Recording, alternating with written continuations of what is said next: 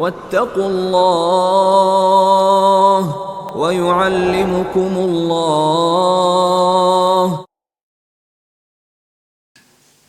السلام عليكم ورحمة الله وبركاته.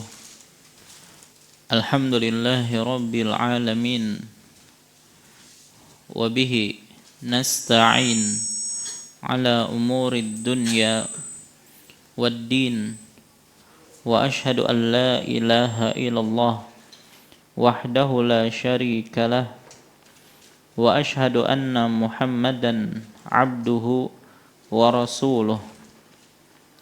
اللهم صل وسلم وبارك على نبينا ورسولنا محمد وعلى آله وأصحابه ومن تبعهم بإحسان إلى يوم الدين. أما بعد، فيا عباد الله kaum muslimin wal muslimat rahimani Allahu wa iyyakum. Alhamdulillah, segala puji bagi Allah Subhanahu wa taala yang kembali memberikan kepada kita kesehatan, kekuatan, taufik dan hidayahnya sehingga kembali kita bisa berkumpul di majelis yang mulia ini dalam rangka menghadiri kajian rutin kita membahas kitab Bulughul Maram karya Al-Imam Ibnu Hajar Al-Asqalani rahimahullahu ta'ala. Salawat serta salam tidak lupa kita sampaikan kepada junjungan kita Nabi besar Muhammad sallallahu alaihi wasallam, kepada keluarga beliau, para sahabat beliau, dan orang-orang yang istiqamah di atas jalan beliau ila yaumil qiyamah. InsyaAllah pada kesempatan malam hari ini kembali kita akan lanjutkan pelajaran kita, masih membahas tentang kitabuz zakah, yaitu mengenal para mustahik zakat, yaitu orang-orang yang berhak menerima zakat. Pada pertemuan lalu kita telah sebutkan ayat berkaitan tentang orang-orang yang berhak menerima zakat. Dan itu Allah Subhanahu wa taala sebutkan di dalam surah At-Taubah ayat 60. Allah Subhanahu wa taala berfirman, "Innamas shadaqatu lil fuqara'i wal masakini wal 'amilina 'alaiha wal mu'allafati qulubuhum wa fir riqabi wal gharimina wa fi sabilillahi wa ibnis sabil fariidatan minallah wallahu alimun hakim." Sesungguhnya zakat itu hanyalah untuk yang pertama orang-orang fakir. Sudah kita bahas siapa itu orang-orang fakir. Begitu juga wal masakin, orang-orang miskin, sudah kita bahas juga. Wal amilina 'alaiha, dan para amil zakat, ini juga sudah kita bahas. Kemudian wal muallafati qulubuhum, para muallaf yang dibujuk hatinya. Ini belum kita bahas ya. Insyaallah kita akan bahas malam ini mulai dari muallaf. Yang kelima wa fir riqab, dan untuk memerdekakan budak. Wal gharimina, orang yang terlilit utang. Wa fi sabilillah, dan untuk di jalan Allah. Wa ibnis sabil, dan orang yang sedang dalam perjalanan. Fariidatan minallah, sebagai suatu ketetapan yang diwajibkan oleh Allah. Wallahu alimun hakim, dan Allah Maha mengetahui lagi Maha bijaksana. Baik, nah kita akan bahas malam ini berkaitan tentang al-muallaf ya, atau muallaf qulubuhum. Jadi apa yang dimaksud dengan muallaf? Muallaf itu secara bahasa itu berasal dari kata allafa yu'allifu, yang artinya menyambung sesuatu dengan sesuatu yang lain. Itu disebut dengan allafa, menyambung sesuatu dengan sesuatu yang lain. Makanya menulis kitab dalam bahasa Arab itu disebut dengan ta'liful kutub. Ya, karena yang dilakukan adalah menyambung satu kata dengan kata yang lain. Makanya disebut dengan ta'lif. Oleh sebab itu, makna bahasa mu'allaf qulubuhum adalah orang yang disambung hatinya, orang yang diambil hatinya. Dengan kata lain, dia didekatkan hatinya dengan kebenaran atau dengan ajaran Islam melalui sesuatu yang dia sukai. Apa yang dia sukai? Ya harta.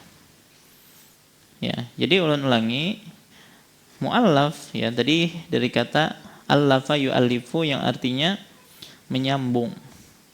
Ya. Maka mu'allaf qulubuhum adalah orang yang disambung hatinya. Artinya didekatkan hatinya kepada kebenaran, didekatkan hatinya kepada ajaran Islam dengan sesuatu yang dia cintai. Dan yang dicintai oleh manusia itu adalah harta. Baik. Nah, adapun secara istilah mu'allaf berarti pertama orang yang diharapkan masuk Islam. Berarti orang Islam atau bukan? Bukan, karena masih diharapkan. Ya, berarti mu'allaf itu bukan hanya orang yang sudah masuk Islam. Enggak. Bahkan orang kafir pun bisa termasuk golongan mu'allaf kalau memang ingin ditarik hatinya agar bisa masuk Islam. Atau dijauhi, dihindari pengaruh buruknya. Baik, atau diharapkan imannya bisa lebih kuat. Jadi ada 3 ini ya. Orang yang diharapkan masuk Islam,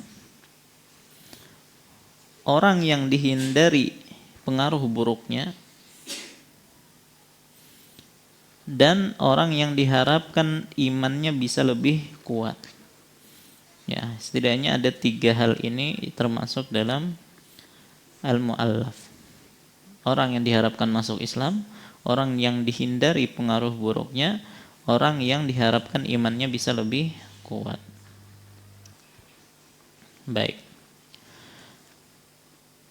Para ulama berbeda pendapat apakah hak zakat bagi mu'allaf itu berlaku hingga sekarang atau hanya berlaku pada zaman Nabi sallallahu alaihi wasallam. Ya, jadi ternyata para ulama berbeda pendapat. Apakah mu'allaf itu khusus di zaman Nabi atau berlaku sampai sekarang? Maka ada 2 pendapat secara umum. Yang pertama adalah hanya berlaku di zaman Nabi katanya. Dan ini pendapat Abu Hanifah. Ya. Baik, dan beliau berdalilkan dengan riwayat pada zaman Umar radhiyallahu anhu bahwasanya ada orang musyrik yang meminta harta zakat tetapi Umar tidak memberikannya. Kemudian Umar membaca firman Allah, "Faman syaa'a falyu'min wa man syaa'a falyakfur." Barang siapa yang ingin beriman silahkan, barang siapa yang ingin kafir silahkan. Ternyata Umar enggak ngasih zakat ini. Padahal mungkin bisa saja diambil hatinya untuk bisa masuk Islam. Nah, ini sisi pendalilannya. Baik.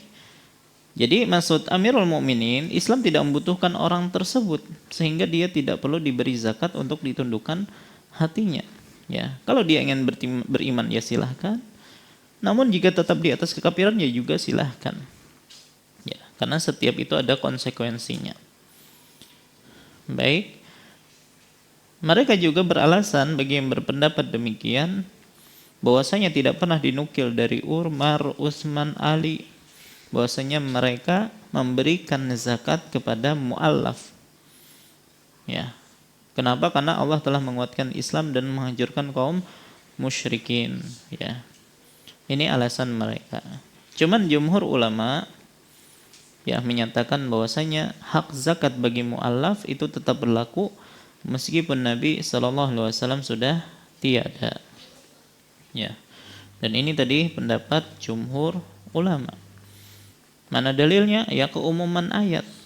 Ya, dan tidak ada dalil yang tegas menghapus hal tersebut. Jadi wallahu alam, pendapat yang lebih tepat adalah tetap berlaku sampai sekarang. Apalagi Nabi SAW mengatakan, inni u'ti Quraisyan ata'allafuhum li'annahum hadisu ahdin bijahiliyah.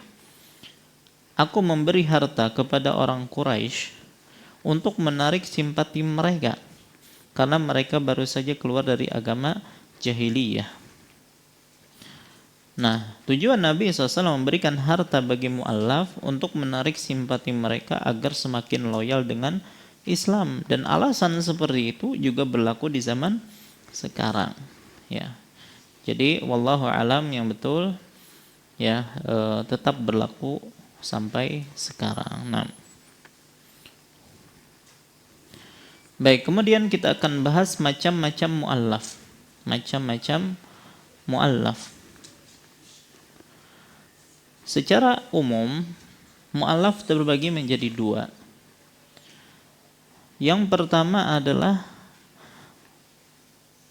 mu'allaf yang kafir. Yang pertama adalah mu'allaf yang kafir.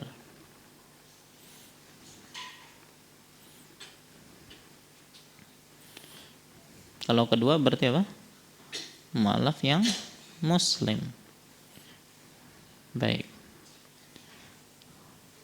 Nah, untuk yang pertama, mu'allaf yang kafir. Mu'allaf yang belum masuk Islam itu diberi zakat atas dua pertimbangan. Ulangi.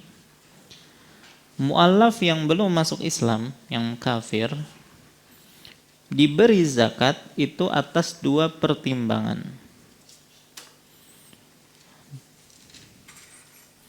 Pertimbangan yang pertama, diharapkan untuk masuk Islam. Ya, dianya diharapkan untuk masuk Islam. Ini pertimbangan yang pertama. Jadi ketika diberi zakat, ya, maka dia melihat Islam, ya, itu adalah agama yang menjaga, ya. Misalnya ketika ada yang miskin kan begitu ya, diberikan harta membuat dia tertarik untuk masuk Islam. Orang kafir yang mungkin membutuhkan harta, malah kita kasih harta bagi dia, maka dia akan tertarik dengan Islam. Ya. Dan itu dilakukan oleh Nabi SAW kepada anak dari majikannya Bilal. Siapa yang menyiksa Bilal namanya? Umayyah bin Khalaf. Umayyah bin Khalaf itu adalah yang menyiksa Bilal. Ya, dia tewas dalam perang Badar. Mati dalam keadaan kafir. Ya. Dia punya anak namanya Sofwan bin Umayyah. Sofwan bin Umayyah itu sangat benci kepada Nabi. Kenapa? Ya, karena membunuh ayahnya. Ya. Walaupun yang membunuh Umayyah bin Khalaf itu adalah Bilal dan kawan-kawan. Ya, ini dalam perang Badar diceritakan, ya, Bilal ketemu Umayyah nih. Ya, akhirnya dikejar sama Bilal. Ya, kemudian dibantu oleh sahabat yang lain dan akhirnya berhasil dibunuh. Tapi yang jelas itu membuat anaknya Sofwan bin Umayyah sangat benci kepada Nabi SAW. Ya, hanya saja Nabi SAW memberikan banyak harta kepada Sofwan pada peristiwa perang Hunain. Padahal waktu itu Sofwan itu belum masuk Islam. Ya. Sampai-sampai Sofwan menceritakan pengalamannya. Laqad a'tani Rasulullah sallallahu alaihi wasallam yauma Hunain wa innahu lamin abghadin nasi ilayya. Sungguh Rasulullah sallallahu alaihi wasallam memberiku banyak harta sewaktu peristiwa Hunain. Padahal dahulu beliau adalah orang yang paling aku benci. Ya. famazala yu'tini hatta innahu la ahabbul khalqi ilayya. Namun beliau terus memberiku sehingga beliau pun menjadi orang yang paling aku cintai. Itu Sofwan bin Umayyah. Hadis riwayat Ibnu Hibban dan dinilai sahih oleh Syuaib Al-Arnaut. Baik. Nah, jadi Sofwan menyatakan bahwasanya dahulu Nabi SAW adalah orang yang paling aku benci. Tetapi Nabi SAW senantiasa memberikanku harta sampai beliau orang yang paling aku cintai. Ya. Maka dalam hal ini kalau misalnya ada saudara kita yang benci dengan kita, ya, maka di antara cara mudah mengambil hatinya kembali dengan cara apa? Ya ngasih, ngasih uang. Sekali ya masih sarik misalnya kan, kasih aja terus. Ya lama-lama berubah tuh, insya Allah. Memang ada yang percaya, coba aja. Ya. Pertama kasih motor misalnya ya, kalau mau juga kasih mobil, kasih rumah, insya Allah paling dia cintai nanti. Baik. Nah ini adalah yang pertama pertimbangan kenapa orang kafir ya itu jadi mu'allaf, karena diharapkan untuk masuk Islam. Dan banyak para sahabat yang ketika kafir itu sangat benci dengan Nabi SAW. Bahkan manusia yang paling dia benci. Ya, tapi karena akhlak Nabi SAW, jadilah Nabi SAW orang yang paling dia cintai. Ya, di antara yang menyatakan demikian selain dari Sofwan bin Umayyah, ya, ada juga istri beliau Sofiyah. Itu sangat benci dahulu dengan Nabi SAW. Ya, bayangkan ayahnya, suaminya, pamannya dibunuh oleh Nabi SAW. Ya, tapi Nabi SAW senantiasa ya minta uzur kepada Sofiyah dan berlaku lembut kepadanya sampai Nabi orang yang paling dia cintai. Begitu juga Sumamah bin Usal. Masih ingat Sumamah bin Usal? Pernah kita ceritakan di sini. Sahabat yang diikat di Masjid Nabawi, di tiang Masjid Nabawi. Ya. Jadi Nabi SAW sengaja mengikat dia di Masjid Nabawi supaya melihat bagaimana kondisi kaum muslimin, bagaimana akhlak mereka. Apalagi Nabi SAW menyuruh agar para sahabat itu memperlakukan dia dengan baik. Baik, maka setelah 3 hari, sebelumnya Nabi adalah orang yang paling dia benci menjadi orang yang paling dia cintai. Baik, nah ini juga menunjukkan bahwasanya ya bisa jadi bukan dengan harta merubah hati seorang, tapi dengan akhlak yang baik. Baik. Adapun pertimbangan yang kedua ya, kenapa orang kafir tetap diberi zakat? Dikhawatirkan dampak buruknya. Ya, dikhawatirkan dampak buruknya ya. Tapi ketika diberi zakat, dampak buruk tersebut ya tidak akan mengenai kaum muslimin misalnya. Jadi bisa jadi ada orang kafir yang memiliki potensi memberi dampak buruk terhadap kaum muslimin. Orang ini boleh diberi zakat agar tidak mengganggu kaum muslimin. Ya. Baik, dan ada juga kemungkinan yang lain. Ya, orang kafir yang punya kemampuan mencegah dampak buruk orang kafir lainnya. Ya, jadi mungkin ada orang kafir yang itu mungkin tokoh di antara mereka. Ya, kalau satu-satu kita halangi susah. Udah kasih ya ketua mereka harta, nah tolong ya anak buahmu dijaga tuh jangan sampai mengganggu kami. Ya, maka ini adalah salah satu bentuk boleh menyerahkan harta zakat. Ya, ini termasuk mu'allaf namanya, diambil hatinya. Baik. Nah, Nabi SAW itu sering memberi sesuatu kepada non-muslim dalam rangka menundukkan hati mereka, baik dalam rangka mempengaruhi mereka untuk masuk Islam atau menghindari dampak buruk mereka. Ya, makanya tadi Nabi SAW mengatakan, aku memberikan sesuatu kepada orang Quraisy untuk menundukkan hati mereka. Ya, karena mereka baru saja meninggalkan tradisi jahiliyah. Anas bin Malik juga bercerita bahwasanya Rasulullah SAW tidaklah diminta apapun untuk kemaslahatan Islam kecuali pasti beliau akan memberikannya. Fa'atahu rajulun fasa'alahu. Pada suatu ketika seseorang mendatangi beliau untuk meminta sesuatu. Fa'amara lahu bisya'in katsirah baina jabalaini min syiya'is sadaqah. Maka beliau pun memerintahkan agar orang tersebut diberi kambing zakat sebanyak 1 lembah antara 2 gunung. Isinya kambing semua tuh. Kira-kira berapa tuh, Pak? Banyak Pak ya. Dikasih itu untuk orang itu. Ya. Maka orang ini pun apa yang terjadi? Dia kembali ke kampungnya. Apa dia katakan? Ya kaum, ya wahai kaum, aslimu, masuk Islamlah kalian. Fa inna Muhammadan yu'ti ata'an la yakhshal faqah. Sesungguhnya Muhammad telah memberikan sesuatu yang menunjukkan dia tidak takut miskin. Ya. Jadi Nabi SAW memotivasi orang ini dengan memberikan harta berupa kambing tadi di antara 2 gunung. Wah, senang kan? Akhirnya dia pulang ke kampungnya, wahai kaumku, ayo masuk Islam. Itu Muhammad kalau ngasih-ngasih, gak takut miskin. Ya. Nah ini kan dalam rangka mengambil hati.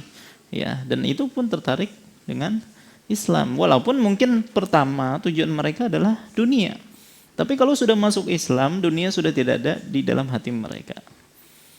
Ya. Baik. Nah ini adalah mu'allaf yang kafir. Adapun yang kedua tadi adalah mu'allaf yang muslim. Ya. Secara umum mu'allaf yang muslim itu adalah mu'allaf yang mungkin baru masuk Islam, ya, yang ingin dikuatkan keislamannya, keimanannya. Atau yang mungkin sudah masuk Islam lama, ya, cuman sudah mulai lemah imannya, ya, apalagi sering bergaul dengan non muslim misalnya, maka dikasih supaya menguatkan imannya. Intinya untuk orang muslim itu kebanyakan adalah untuk menguatkan iman, ya. Nah, sebagian ulama menyebut, ya, ada 4 macam mu'allaf yang muslim. Yang ini tujuan utamanya adalah untuk keamanan dan politik dakwah. Ya, kata beliau, mu'allaf yang muslim itu ada 4 macam.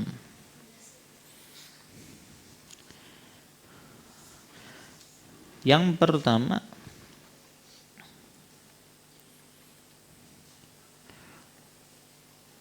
tokoh masyarakat muslim. Tokoh masyarakat muslim yang memiliki rekan dekat non-muslim. Ulangi, yang pertama, tokoh masyarakat muslim yang memiliki rekan dekat dengan non-muslim. Ya, dia seorang muslim dan dia tokoh dan dia banyak kenalan dari non-muslim. Maka dikasih harta untuk dia supaya bisa jadi modal ngajakin orang-orang masuk Islam. Maka ini berhak diberikan dari zakat. Baik. Yang kedua,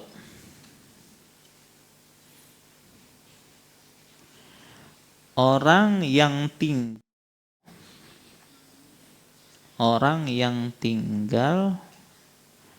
di daerah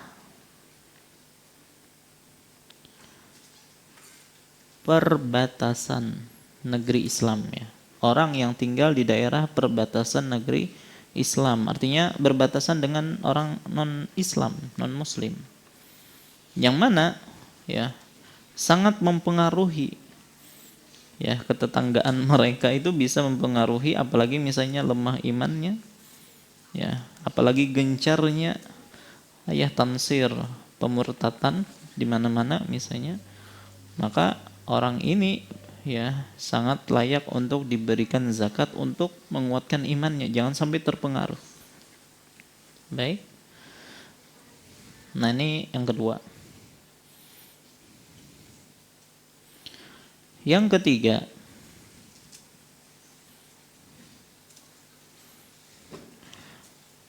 muslim yang ketika diberi zakat, muslim yang ketika diberi zakat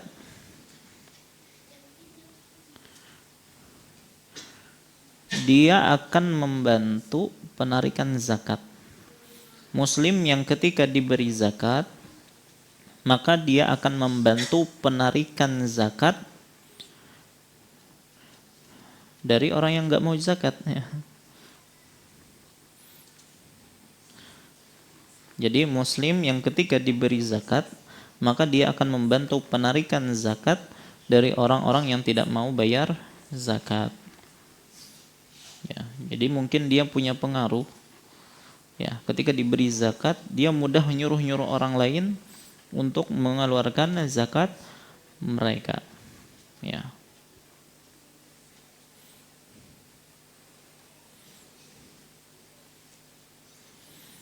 Dan yang keempat,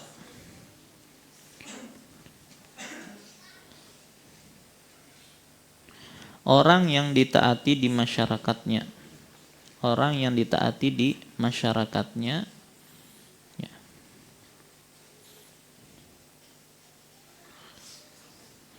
Baik, kalau dia ditaati di masyarakatnya, maka mudah untuk membawai orang untuk masuk Islam. Ya. Intinya gitu.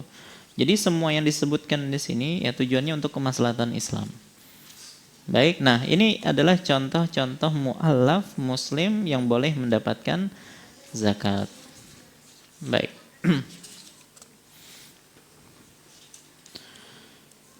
Kemudian, berapakah jatah mu'allaf? Berapakah jatah mu'allaf dari zakat?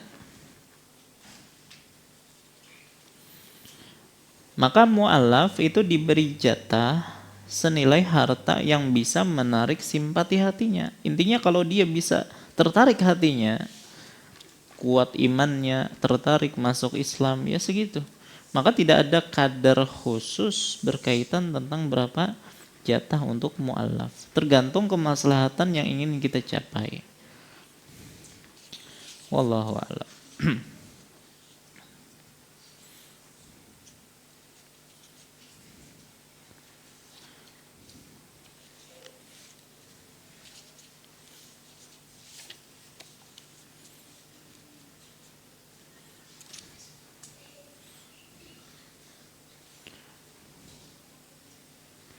Kemudian termasuk yang boleh digunakan untuk mu'allaf yaitu mendirikan mu'allaf center. Mu'allaf center itu gimana, Pak? Ya, semacam ada organisasi tertentu ya yang mana itu mengurusi orang-orang yang baru masuk Islam misalnya. Baik, jadi dibangun semacam bangunan yang di situ mungkin ngumpulin orang-orang yang mu'allaf agar diberikan wejangan ya. Maka bangunan tersebut atau proses kegiatan di situ bisa digunakan dengan uang zakat. Ya, intinya untuk kemaslahatan orang-orang yang mu'allaf tadi.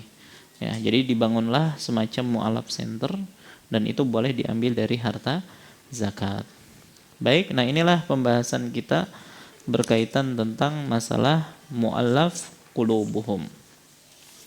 Baik. Kemudian setelah itu kita akan berpindah kepada mustahik yang berikutnya. Setelah mu'allaf apa? Budak, ya, wa fir riqab. Baik. Jadi yang berikutnya, yang keberapa nih? Kelima ya? Atau keempat? Kelima ya. Zakat untuk pembebasan budak. Disebutkan di dalam Al-Quran wa fir riqab. ya, untuk pembebasan budak. Sebenarnya riqab itu, ya, hukum asalnya atau secara bahasa maknanya itu adalah tengkuk, ya, bagian belakang sini. Raqabah. Baik. Nah, cuman seringkali dalam hadis digunakan istilah raqamah dalam makna membebaskan tengkuk, ya, membebaskannya. Ya, ini menunjukkan kiasan untuk menyebut manusia seutuhnya, ini disebut dengan majaz. Jadi disebutkan tengkuk, maksudnya manusia secara utuh. Baik. Nah, jadi intinya maksud dari ufir riqab ini adalah membebaskan budak, baik laki-laki maupun perempuan. Baik. Secara istilah ada 3 bentuk pembebasan ar-riqab di sini. Secara istilah ada 3 bentuk pembebasan ar-riqab, pembebasan budak. Yang pertama adalah membantu budak mukatab yang sudah muslim. Membantu budak mukatab yang sudah muslim. Budak mukatab itu gimana maksudnya? Budak, dia statusnya sebagai budak nih, tapi dia ingin membeli dirinya sendiri supaya bisa merdeka. Jadi dia ngomong kepada majikannya bahwasanya aku ingin bebas, ya. Aku akan bayar sekian sekian sekian. Biasanya secara kredit, ya. Sebulan misalnya bayar sekian sekian sekian. Ketika terpenuhi maka dia pun jadi merdeka. Nah, status budak yang seperti ini disebut dengan mukatab. Maka boleh menggunakan harta zakat untuk melunasi, ya, tunggakan, ya, atau cicilan bulanan dia untuk membeli dirinya sendiri. Itu boleh diambil dari harta zakat. Itu disebut dengan mukatabah, ya. Dan banyak para sahabat yang seperti ini modelnya. Di antaranya Salman Al-Farisi radhiyallahu anhu. Ya, beliau kan budak. Dan panjang kan cerita Salman bagaimana beliau mendapatkan hidayah Islam. Sampai akhirnya beliau dijadikan budak. Dan Nabi SAW pernah menyuruh agar Salman katib, wahai Salman. Artinya tebuslah dirimu wahai Salman. Dan itu dibantu oleh Nabi SAW. Yang lain juga di antara sahabat yang mukat, yaitu Barirah. Barirah ini siapa? Budaknya Aisyah radhiyallahu anha. Ya. Jadi Barirah ini punya suami namanya Mughis. Ya, dua-duanya adalah budak. Ketika Barirah itu bebas, dimerdekakan, maka statusnya sudah beda nih kan. Suaminya masih budak, istrinya sudah merdeka, maka sudah tidak sekufu istilahnya kan. Dan bagi wanita ini boleh memilih untuk tetap bersama suaminya atau berpisah dari suaminya. Ternyata Barirah memilih untuk berpisah dengan suaminya. Padahal suaminya itu sangat cinta kepada Barirah. Tapi Barirah sangat benci dengan suaminya. Ya. Sampai disebutkan, jadi Barirah itu kan dia jalan diikutin oleh Mughis suaminya. Ya, sambil nangis-nangis memohon agar bisa kembali lagi gitu kan. Maka Nabi pun melihat, ya, rasanya ngomong sama Al-Abbas, ya, tidakkah engkau takjub, ya, bagaimana kecintaan Mughis kepada Barirah dan kebencian Barirah kepada Mughis. Akhirnya melihat kondisi Mughis yang, ya, memprihatinkan seperti ini, Nabi pun berbicara kepada Barirah, ya, kenapa enggak kembali saja dengan suamimu? Apa kata Barirah? Wahai Rasulullah, ini perintahkah atau cuma anjuran aku kembali kepada suamiku itu? Ya, kata Nabi, cuma anjuran saja.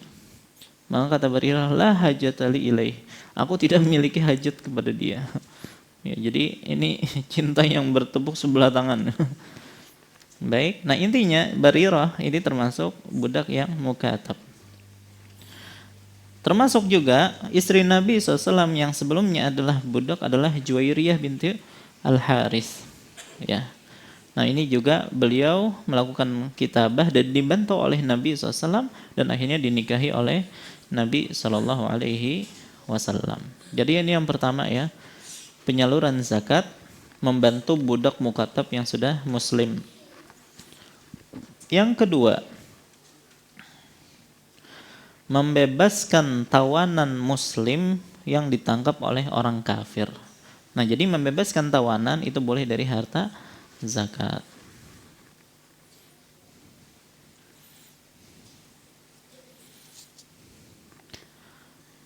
Baik, dan yang ketiga adalah untuk membebaskan budak secara umum. Boleh untuk membebaskan budak diambil dari harta zakat. Baik.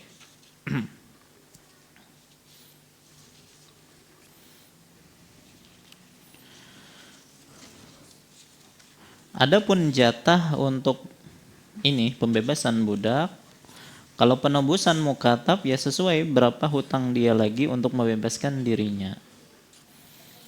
Baik, membebaskan tawanan muslim ya berapa dimintanya. Ya, kemudian membeli budak untuk dimerdekakan ya sesuai harganya berapa. Intinya menyesuaikan kebutuhan agar dia bisa merdeka. Itu saja untuk jatah budak yang ingin dimerdekakan dari harta zakat. Baik. Selesai berkaitan dengan wafir riqab. Ini tidak terlalu panjang dan juga tidak terlalu dibutuhkan di zaman sekarang. Baik. Yang berikutnya apa? Namul gharimin, yaitu orang yang terlilit hutang. Nah, jadi di antara orang yang berhak mendapatkan zakat itu adalah orang yang terlilit hutang. Baik. Dan dia tidak mampu untuk melunasinya ya. Itu maksudnya. Yang al-gharimin di sini adalah orang yang terlilit hutang dan dia tidak mampu untuk melunasinya tentunya.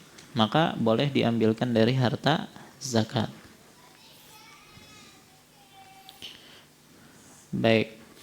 Hanya saja ketika hutang tersebut disebabkan karena perbuatan maksiat. Ya, hutang judi misalnya. Maka nggak boleh diambilkan dari zakat untuk melunasinya. Ya. Atau untuk pesta khamar tadi, akhirnya ngutang dia. Maka nggak boleh diambilkan dari zakat untuk melunasi hutang tersebut. Baik, karena jika diberi zakat itu sama saja membantu dia dalam kemaksiatan tadi. Baik. Ibnu Qudamah mengatakan jika seseorang berhutang untuk maksiat, seperti utang untuk membeli khamar, digunakan untuk zina, ya, judi, konser musik dan semacamnya, dia tidak boleh diberi zakat sama sekali. Ya, sebelum dia bertobat. Nah, sebelum dia bertobat. Karena memberinya zakat tergolong membantunya untuk bermaksiat. Nah, hanya saja jika dia sudah bertaubat, maka dia boleh diberi zakat. Ya, jadi dengan syarat benar-benar dia bertaubat. Maka muncul nanti pertanyaan, bolehkah zakat diberikan kepada orang yang punya hutang di bank, misalnya hutang ribawi? Ya. Maka dalam hal ini, ketika dia sudah bertaubat dan memang berniat untuk lepas dari riba, ya, dia mungkin khilaf di masa lalunya minjam uang dari bank, ya, atau karena kondisi terjepit dan seterusnya, ya. Kemudian akhirnya dia pun sadar betapa bahayanya riba, ya. Kemudian betapa susahnya hidup disebabkan karena riba dan dia pengen terlepas diri dari riba tersebut, maka para ulama menjelaskan ini boleh diberikan harta dari zakat untuk melunasi hutang ribanya tersebut. Baik. Nah, adapun kalau dia masih aktif dan tidak bertobat, maka tidak boleh diberikan dari harta zakat. Ya, karena sama saja akan mendukung perbuatan maksiatnya tersebut. Baik. Dan sebagian ulama memberikan ketentuan. Ya, orang yang seperti ini boleh dibantu, ya, selain dia sudah bertaubat, ya, dia sudah sangat terdesak, ya. Misalnya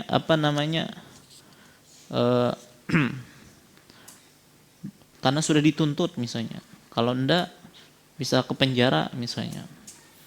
Atau bisa mendatangkan kemudaratan besar bagi dia, seperti disita rumahnya. Ya, sementara itu satu-satunya tempat dia tinggal misalnya, atau bahkan dikurung di penjara misalnya. Maka dalam hal ini, maka ini berhak mendapatkan zakat. Tapi tentunya syarat utama tadi harus sudah bertaubat. Intinya hukum asal, ketika hutang tersebut disebabkan karena maksiat, maka tidak boleh diambil dari zakat kecuali orang tersebut sudah bertaubat. Baik. Nah, insya Allah setelah salat kita akan bahas tentang macam-macam ghorimin, ya, macam-macam orang yang terlilit hutang. Wallahu ta'ala alam. Ini yang bisa ulun sampaikan, salah khilaf mohon maaf. Wassallallahu ala nabiyina Muhammad wa ala washabihi wasallam. Assalamualaikum warahmatullahi wabarakatuh. Alhamdulillahi wahdah, wassalatu wassalamu ala man la nabiyya ba'dah, nabiyina wa rasulina Muhammad ibn Abdullah wa ala alihi wa ashabihi wa man walah, amma ba'd. Insyaallah kita lanjutkan kembali pembahasan kita. Maka kita tadi sebutkan tentang al-gharimin, orang yang terlilit hutang. Adapun macam-macam gharimin dilihat dari latar belakang utangnya, maka ada beberapa jenis al-gharimin. Yang pertama, al-gharimin karena mendamaikan sengketa. Al-gharimin atau orang yang terlilit hutang karena mendamaikan sengketa.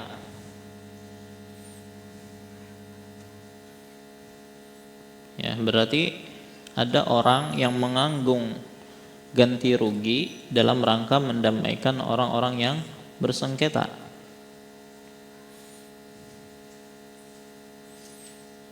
Ya, baik misalnya dia berhutang, banyak hutangnya, tapi tujuan dia berhutang ini agar mendamaikan orang yang bertikai.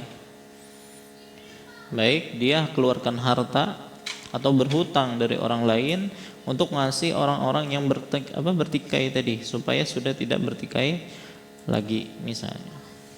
Maka orang seperti ini boleh diberikan zakat sebagai ganti rugi atau untuk menutupi hutang dia. Atau bisa jadi dia mengambil uang pribadi dia mungkin orang yang kaya dan dia mengeluarkan banyak uang yang untuk mendamaikan sengketa, dan dia berniat nanti, ya, ingin mendapatkan uangnya kembali dari zakat. Maka ini juga diperbolehkan. Jadi yang pertama ini, orang yang terlilit hutang disebabkan karena mendamaikan sengketa. Bisa jadi dia orang miskin, akhirnya dia berhutang untuk mendamaikan tadi, akhirnya damai. Atau dia orang kaya, dia pakai uangnya untuk tadi mendamaikan orang yang sedang bersengketa, dan dia berniat ingin mengambil ganti rugi harta yang dia keluarkan dari zakat. Itu diperbolehkan. Baik, ini adalah yang pertama. Yang kedua, al-gharimin, ya, karena kebutuhan pribadi, ya, dia banyak hutang Disebabkan karena memang kebutuhan pribadi dia, kehidupan rumah tangga dia, kehidupan dia, dan dia tidak mampu melunasinya karena dia termasuk miskin misalnya kan.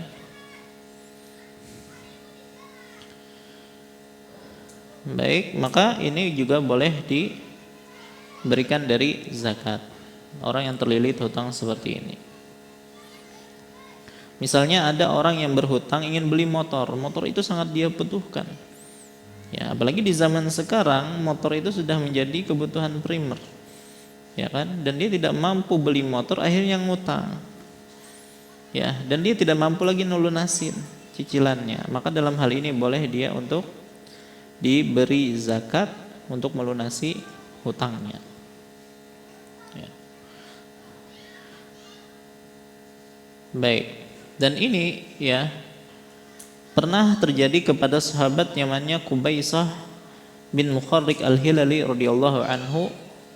Beliau mengatakan, aku menanggung utang besar, lalu aku mendatangi Nabi SAW meminta kepada beliau bantuan. Lalu Nabi SAW mengatakan, akim hatta ta'tiyana as-sadaqah fana'mur laka biha. Baiklah, tunggu sampai datang zakat kepada kami dan nanti kami akan perintahkan untuk diberikan kepadamu. Ya, hanya saja memang hukum asal minta itu kan dilarang, kecuali memang dalam kondisi yang sangat terdesak tadi, ya maka tidak mengapa untuk minta. Tapi kalau hukum asalnya meminta, ya walaupun dia memang berhak mendapatkan zakat, ya hanya saja lebih baik untuk tidak meminta, kecuali sangat terdesak. Nah, wallah. Baik. Bolehkah menyerahkan zakat ini untuk uang berhutang tadi langsung kepada pemilik uang? Ya. A berhutang kepada B. Ya, dan nggak bisa dilunasin. Bolehkah kita sebagai orang yang wajib zakat langsung datang ke B nih sebagai pelunasan hutang si A? Atau harus ke A dulu? Ya. Baru setelah itu ya imma dikasih uangnya langsung kepada si A atau minta izin kepada A, ya aku ingin membayarkan hutangmu. Apakah harus seperti itu ataukah boleh langsung ke B saja bahkan tanpa sepengetahuan si A? Ya. Ingat kita berbicara dalam konteks harta zakat. Baik. Maka membayar zakat untuk gharimin bisa dilakukan dengan dua cara. Yang pertama, diserahkan ke gharimin, yaitu orang yang berhutang langsung nih, uang bayarkan untuk hutangmu. Ya. Biar dia sendiri yang datang untuk melunasi hutangnya. Jadi kita langsung kasih uangnya kepada orang yang berhutang tadi, dan dia sendiri nanti yang membayar hutangnya. Maka para ulama sepakat boleh untuk cara yang pertama ini. Ya. Jadi kita kasih uang kepada orang yang berhutang. Yang kedua, diserahkan langsung ke pemilik piutang, orang yang ngutangin, untuk menebus utang gharimin yang menerima zakat. Maka untuk yang cara kedua ini para ulama berbeda pendapat boleh atau enggak. Baik. Dan Imam Ibnu Qudamah dalam hal ini yang menyebutkan beberapa pendapat dalam masalah ini. Ya. Wallahu a'lam, pendapat yang dikuatkan dalam hal ini tidak boleh langsung ke orang yang menghutangi kecuali atas izin dari yang berhutang. Jadi begini, kenapa kita memiliki opsi yang kedua ini? Khawatir kalau kita kasih uangnya kepada orang yang berhutang malah digunakan untuk yang lain, kan gitu ya. Bukan bayar hutang malah dipakai untuk hal yang lain. Ya. Nah, maka ada cara yang kedua, ya. Nah, cara kedua ini tadi langsung kedatang orang yang memiliki piutang. Nah, hanya saja para ulama berbeda pendapat boleh enggak seperti ini. Nah, sebagian mengatakan boleh. Cuman pendapat yang kedua menyatakan enggak boleh. Kita harus datang dulu kepada orang yang berhutang, minta izin dia. Ya, atau kita minta agar kita ini dijadikan wakil dia untuk apa? Membayarkan hutangnya. Ya, dan wallahu alam ulun pribadi lebih condong kepada pendapat ini, pendapat kedua yang menyatakan tidak boleh langsung ke pemilik hutang, tapi harus minta izin dulu kepada al-gharimin, orang yang berhutang tadi. Kenapa? Ingat kita berbicara dalam konteks zakat. Zakat itu kan harus diserahkan kepada yang berhak. Yang berhak di sini siapa? Si yang orang berhutang ini, bukan orang yang pemilik hutang. Jadi harus kita serahkan dulu hartanya kepada dia. Atau minimal kita diizinkannya dulu. Karena kan ini harus jadi harta dia dulu. Paham nggak maksud Allah? Ini kan zakat harus diserahkan kepada yang berhak. Yang berhak ini siapa? Al-gharimin. Maka kita harus jadikan ini milik dia dulu. Baik dengan diserahkan langsung kepada dia, atau kita katakan nih harta nih punya kamu nih, cuman aku ingin bayarkan langsung kepada si fulan, ya izinkan aku gitu kan. Nah maka yang seperti ini boleh. Tapi kalau langsung tanpa pemberitahuan si gharim, langsung dibayarkan kepada orang yang memiliki uang tadi, maka khawatirnya itu tidak sah. Ya, sekali lagi kita berbicara tentang masalah zakat. Kalau itu bukan zakat, ya kita tahu nih saudara kita nih banyak hutang, ya sudah kita kan punya uang, ya uang lebih misalnya, bukan zakat ya, langsung kita datang kepada pemilik piutang, kita bayarkan hutang kawan, maka sah. Ya, tapi kalau konteksnya adalah zakat, maka harus dimiliki dulu oleh al-gharimin. Itu yang lebih hati-hati, wallahu a'lam. Ya, baik. Nah jadi untuk bayar hutang tadi bisa langsung dikasih ke orangnya atau minta persetujuan dia untuk dibayarkan hutangnya. Wallahu a'lam. Nah, pengecualian kecuali kalau pemerintah yang bayarkan hutangnya. Kalau pemerintah yang bayar hutangnya maka tidak perlu izin kepada yang berhutang ini. Langsung saja pemerintah memberikan hutang tersebut kepada pemilik piutang. Ya, karena ini kasus khusus, ya, kasus khusus. Baik. Adapun jatah gharimin, ya, berapa jatah maksimal yang diberikan untuk orang yang berhutang, ya. Kalau yang berhutang tadi untuk memperbaiki hubungan masyarakat, maka senilai berapa yang dia keluarkan? Senilai berapa yang dia keluarkan. Kalau berutang untuk kebutuhan pribadi, ya, yang jelas bisa menutupi utangnya. Baik, jika dia tidak mampu misalnya membayar sendiri, maka kita keluarkan sejumlah uang yang bisa menutupi utangnya tersebut. Baik. Nah, ini berkaitan tentang orang yang terlilit hutang. Yang berikutnya, yang berikutnya apa? Fi sabilillah, ya, fi sabilillah. Sabilillah gabungan dari kata sabil dengan Allah. Sabil artinya jalan. Allah, ya Allah, jalan Allah jadinya.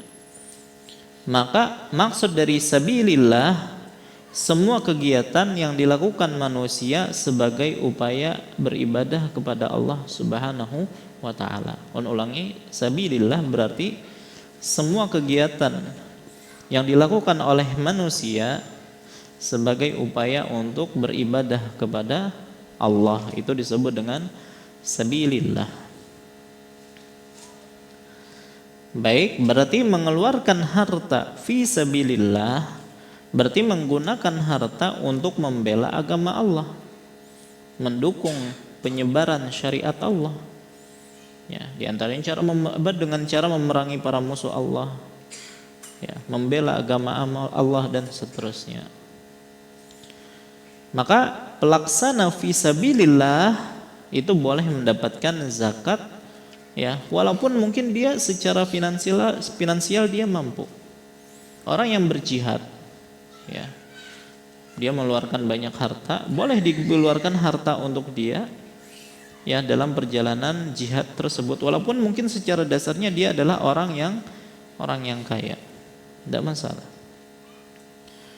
Makanya Nabi SAW dalam sebuah hadis yang diriwayatkan oleh Abu Sa'id Al-Khudri, la tahillu sadaqah li ghaniyin, zakat tidak halal bagi orang kaya, illa fi sabilillah aw ibnis sabil, kecuali di jalan Allah atau ibnu sabil. Ibnu sabil akan datang penjelasannya insyaallah. Baik. Kenapa fi sabilillah walaupun dia kaya itu boleh untuk diberikan? Ya. Karena bantuan zakat yang diberikan kepadanya itu bukan untuk memenuhi kebutuhan makannya, bukan untuk memenuhi kehidupan hidup pribadinya, melainkan untuk keperluan fisabilillahnya tadi. Ya, seperti membeli senjata, ya, kuda, ya, operasional dakwah, ya, kalau nanti kita bahas tentang fisabilillah makna luas. Ya. Nah, jadi boleh ya walaupun dia orang yang berkecukupan. Baik. Nah, siapakah apa makna fisabilillah di sini? Ibnu Qudamah menjelaskan makna fisabilillah adalah humul guzah, mereka para pejuang. Alladzina la haqqa lahum fid diwan, ya, yang mana tidak mendapatkan gaji dari negara. Ya, dia berjuang tapi tidak ada gaji dari negara, maka berhak mendapatkan zakat walaupun dia orang yang kaya tadi. Baik. Nah, sekarang batasan fisabilillah. Kalau yang dimaksud fisabilillah adalah para pejuang, ya, orang yang berperang, maka para ulama sepakat ini masuk dalam kategori fisabilillah, ya. Dan ini disebutkan oleh Ibnul Arabi Al-Maliki ketika mengutip perkataan Imam Malik. Kata beliau, subulullah katsirah, jalan Allah itu sangat banyak. Walakinni la a'lamu khilafan fi anna al-murad bisabilillah huna al-ghazu. Tetapi aku tidak mengetahui adanya perbedaan pendapat ulama bahwa yang dimaksud sabilillah adalah perang. Baik. Apakah ada kegiatan fisabilillah yang lain? Ya, kalau perang sepakat tadi. Kemudian apakah ada kegiatan fisabilillah yang lain? Maka para ulama dalam hal ini berbeda pendapat, ya. Ada yang sangat longgar berkaitan tentang fisabilillah, sampai-sampai semua bentuk sosial keagamaan, ya, termasuk pembangunan masjid katanya fisabilillah. Ya, lembaga pendidikan Islam itu juga semuanya adalah fisabilillah, sampai akhirnya dikatakan boleh bangun masjid dari harta zakat. Nah, ini terlalu longgar berkaitan masalah ini. Baik. Dan banyak pendapat atau silang pendapat di kalangan para ulama berkaitan tentang masalah ini. Cuman wallahu alam pendapat yang lebih kuat berkaitan tentang fisabilillah itu dimaknai dengan jihad. Pertama adalah jihad. Tetapi jihad di sini jihad dalam makna luas.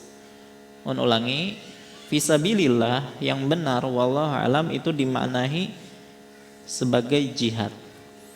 Hanya saja jihad dalam makna luas. Maksud jihad dalam makna luas meliputi jihad yang mencakup jihad senjata, jihad harta, termasuk juga jihad lisan, yaitu dakwah.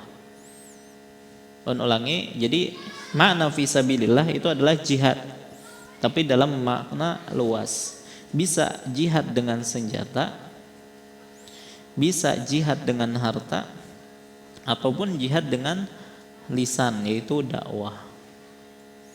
Semua ini bisa didukung dengan zakat. Semua ini bisa didukung dengan zakat. Baik, makanya Nabi SAW pernah bersabda, jahidul musyrikina bi amwalikum wa anfusikum wa alsinatikum. Berjihadlah melawan orang-orang musyrik dengan harta kalian, dengan jiwa kalian, dan dengan lisan kalian. Ya, maka lisan di sini maksudnya adalah dakwah. Baik. Nah, dan banyak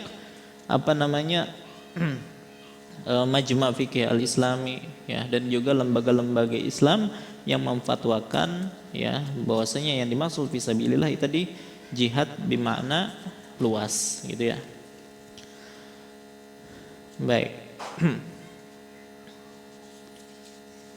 Kemudian juga di antara dalil-dalil yang menunjukkan akan hal ini bahwa kata fisabilillah disebutkan 50 kali dalam Al-Quran dengan makna yang beragam. Terkadang fisabilillah digandengkan dengan perang atau al-qital. Terkadang digandengkan dengan kata infak. Ya. Terkadang yang digandengkan dengan hijrah menuju negeri Islam untuk menguatkan dakwah ya. Kesimpulannya, fisabilillah sangat dekat dengan kata jihad beserta aneka bentuknya ya. Kemudian juga memahami kata fisabilillah dengan jihad itu pendapat umumnya ulama salaf ya. Jadi memang artinya adalah jihad. Kemudian juga penyebutan jihad itu berlaku pada sasaran orang-orang munafik. Dan kita tahu munafik tidak diperangi kan? Karena mereka menampakkan Islam ya. Makanya Allah berfirman dalam surah At-Tahrim, ya ayuhan nabiy jahidil kuffara wal munafiqina waghluz alaihim. Wahai Nabi, berjihadlah melawan orang kafir dan orang munafik serta bersikaplah keras terhadap mereka. Sementara melawan orang munafik tentu saja bukan dengan mengangkat senjata ya, tetapi dengan menjelaskan kebenaran kepada mereka. Maka dalil-dalil ini menunjukkan bahwasanya maksud fisabilillah adalah jihad dan dengan makna yang luas. Baik. Oleh karena itu ya, kalau zakat digunakan untuk membangun masjid, maka itu tidak disebut jihad tadi. Karena tadi jihad tadi kan beberapa macam bentuknya dan tidak masuk dalam pembangunan masjid di sini. Tapi kalau tujuannya adalah untuk fokus belajar, mengajar agama ya, dai-dai yang mengajarkan agama ya, maka mereka masuk dalam kategori fisabilillah karena ini masuk dalam kategori dakwah ya. Maka yang seperti ini boleh mendapatkan zakat. Baik, makanya ketika ditanyakan dalam ensiklopedia fikih dinyatakan bolehkah memberi zakat kepada mereka yang belajar agama misalnya. Maka dinyatakan dalam mazhab Syafi'i dan Hambali, orang yang fokus belajar mengajar agama boleh diberi zakat selama dia tidak mampu menggabungkan antara kegiatan belajar dengan bekerja. Kan banyak yang seperti itu, Pak. Kalau dia bekerja, maka urusan dakwah, urusan pesantren, urusan ngajar dan seterusnya akan terbengkalai. Baik. Jadi memang dia harus fokus dalam hal itu. Nah, terus bagaimana dia bisa mendapatkan harta untuk kehidupan dia? Maka boleh diambil dari zakat. Baik, tapi kalau dia punya pekerjaan ya selain dia ngajar dan seterusnya ya maka tidak perlu mengambil dari zakat. Tapi kalau dia hanya fokusnya tadi dalam hal itu dan susah bagi dia untuk bekerja, maka boleh diambil dari zakat. Baik. Nah, intinya para ulama menyebutkan ya orang-orang yang berjuang di jalan Allah Subhanahu wa taala ya bukan hanya dengan pedang tetapi juga dengan lisan ya, maka ini boleh diberikan harta dari zakat. Nah, itu adalah makna jihad fisabilillah dengan makna yang luas. Baik. Nah, ini adalah yang ketujuh ya. Dan yang terakhir adalah berkaitan tentang Ibnu Sabil. Kata Ibnu Sabil, Ibnu artinya apa? Anak, As-Sabil jalan. Berarti Ibnu Sabil jangan anak jalanan. Baik. Ya. Maksud Ibnu Sabil orang yang sering bersafar atau orang yang sedang safar. Kenapa disebut Ibnu Sabil? Karena orang yang melakukan safar itu kan lengketnya dengan jalan. Ya, nempelnya dengan jalan terus ya. Ya, jadi makanya dinamakan anak jalan ya. Artinya karena dia sering nempel dengan jalan, itu adalah orang yang safar. Baik. Nah, adapun maksud Ibnu Sabil dalam masalah zakat, musafir di tempat asing yang kehabisan bekal di perjalanannya, itu ya. Musafir di tempat asing yang kehabisan bekal di perjalanannya. Kemudian terputus hubungannya dengan keluarganya dan tidak memiliki bekal untuk kembali ke daerahnya. Ya. Jadi musafir di tempat asing yang kehabisan bekal di perjalanannya, terputus hubungannya dengan keluarganya, tidak punya bekal untuk kembali, ya. Meskipun mungkin dia di daerah dia adalah orang yang kaya, bisa jadi ada orang kaya, dia mungkin bersafar memakai mobilnya, kena rampok, ya mobilnya diambil, HP-nya diambil, dompetnya diambil, akhirnya nggak punya apa-apa dia. Baik, maka dia nggak bisa pulang, maka ini disebut dengan Ibnu Sabil. Nah, orang yang seperti ini ya boleh diberikan zakat untuk sampai ke tempat tinggalnya, ya untuk bisa kembali ke tempat tinggalnya. Dan ingat, maksud dari Ibnu Sabil ini bukan baru hendak berangkat. Dia memang sudah di jalan ini. Ya. Bukan hanya berangkat, gak punya ongkos, akhirnya ya perlu zakat ya, enggak. Ini bukan Ibnu Sabil ini. Baik, maka ini nggak bisa kalau yang seperti ini diberikan dari harta zakat. Ya. Kecuali dia memang miskin. Ya, kemudian diberikan zakat bukan karena dia Ibnu Sabil, tapi karena dia miskin, ya. Baik. Nah, kemudian juga berkaitan tentang masalah safar. Safarnya tentunya bukan safar untuk maksiat. Ya, kalau safarnya safar maksiat, walaupun terputus ya segala bekalnya tadi, maka tidak boleh diberikan harta zakat karena akan mendukung maksiat dia nanti. Kecuali apa? Ya, kecuali bertobat, dia akhirnya membatalkan keinginan bermaksiat tadi. Ya, maka kalau benar-benar sudah bertobat, maka boleh diberikan dari harta zakat. Tapi kalau tidak bertobat, maka tidak diperbolehkan. Baik. Nah, berapa jatah untuk Ibnu Sabil? Ya. Maka Ibnu Sabil diberi zakat dengan nilai cukup untuk biaya kembali pulang dengan fasilitas standar, bukan yang mewah. Ya. Misalnya dia perlu naik pesawat memang, ya nggak usah kelas pertama ya. Pokoknya yang standar saja. Itu tuh boleh untuk dikeluarkan untuk dia kembali ke daerah dia. Baik. Kalau misalnya dia orang kaya nih, dikasih zakat untuk pulang, nyisa. Apa yang dilakukan dengan sisanya? Ya, kalau bisa dikembalikan atau diberikan kepada fakir miskin. Enggak boleh bagi dia karena hak dia tuh hanya ketika di jalan saja yang bisa menyampaikan dia ke tempat tujuan dia atau ke tempat pulang dia. Baik, maka yang sisanya maka bisa diberikan kepada fakir miskin. Baik. Nah, inilah 8 mustahikin atau orang-orang yang berhak mendapatkan zakat secara ringkas ya. Insyaallah pada pertemuan yang akan datang kita akan membahas tentang orang-orang yang tidak berhak menerima zakat. Ya, jadi kebalikan dari mustahik. ghairu mustahiq, ya, orang-orang yang tidak berhak mendapatkan zakat. Wallahu taala alam. Ini yang bisa ulun sampaikan. Salah khilaf mohon maaf. Wassallallahu ala nabiyina Muhammad wa ala alihi washabihi wasallam. Subhanakallahumma bihamdika asyhadu an la ilaha illa anta astaghfiruka wa atubu ilaik. Assalamualaikum warahmatullahi wabarakatuh.